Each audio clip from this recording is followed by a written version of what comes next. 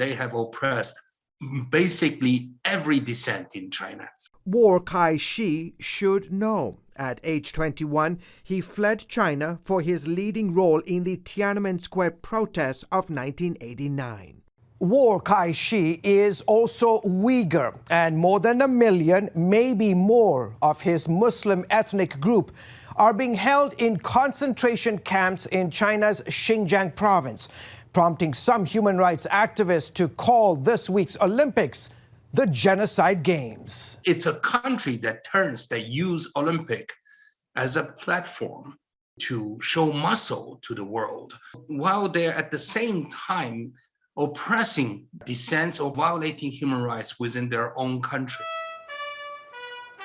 The Chinese government has denied all accusations of any human rights abuse. It creates a situation of plausible denial. It calls these concentration camps vocational training centers to eliminate poverty in the region, eliminate terror among Muslims, which is absolutely laughable. Our military has estimated 1 to 3 million of these Muslims have been incarcerated for indoctrination in these camps. The United States, along with the UK, Australia and Canada, are staging diplomatic boycotts of the Games by not sending government officials in protest of Beijing's human rights abuses. We must show that the United States is an unyielding and unapologetic advocate for human rights and unafraid of speaking the truth and upsetting General Secretary Xi and his Communist Party thugs.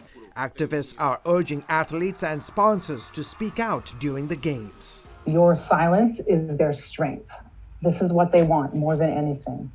That the world will play by China's rules, that we will follow China's lead, that we will look away from these atrocity crimes for the sake of business as usual. Meanwhile, it's business as usual as Beijing continues its typical crackdown on political and religious activists ahead of sensitive dates like Friday's opening ceremonies. They round up the dissidents and known critics of the regime or people that they think will speak out. They put them in detention. They're called black jails. They're hidden detention. It's unofficial. It's extrajudicial.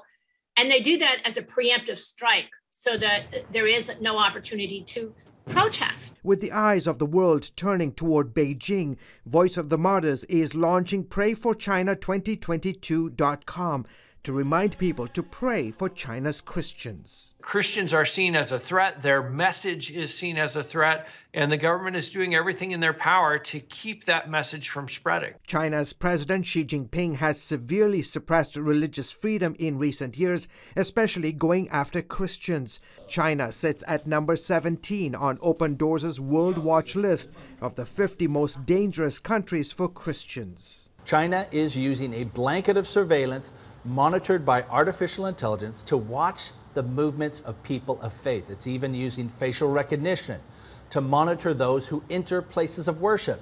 Thus far, thousands from more than 100 countries have pledged to pray during the Olympic Games. We're going to see figure skating, we're going to see ski jumping, we'll probably see a lot of great shots of the Great Wall of China.